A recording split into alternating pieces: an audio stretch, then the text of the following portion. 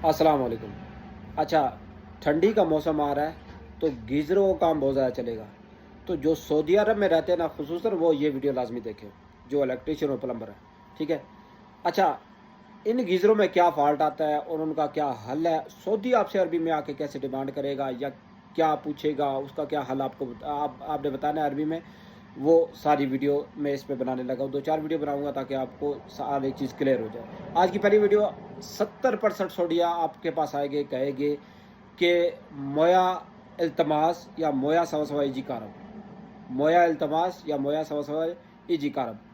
इसका एक ही फ़ॉल्ट हो सकता है कि वो होता है गलब, सही है? ये गलब यहाँ से फट जाता है, सही है? फिर यहाँ से करंट जाता है पानी में, पानी के रास्ते जाता है नल में, सही है? फिर बंदा जब नल खोलता है या नल को हाथ लगाता है तो करंट लगता है। तो उसका क्या हल आपने करना है? आपने बोला है कि ये इसको अरबी में बोलते हैं गलब, ये गलब ख़राब है, सही है?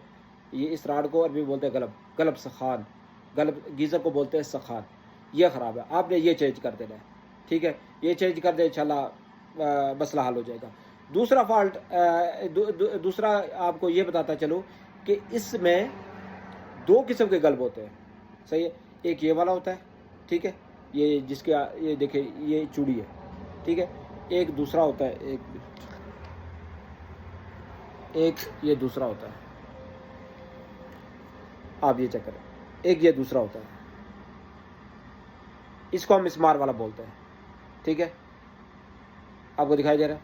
अच्छा, आप ना हमेशा 2 मँगाएँ, आप जब भी सऊदी से मंगाए ना 2 मँगाएँ, ये ना हो आप उसके घर जाएँ, आपको पता ही ना हो कि ये वाला लगेगा या दूसरा चूड़ी वाला लगेगा।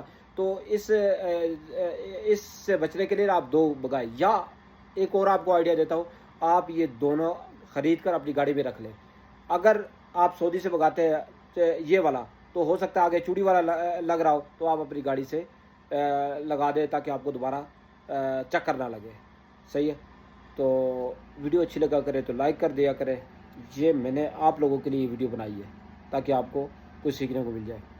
अस्सलाम वालेकुम रहमतुल्लाह।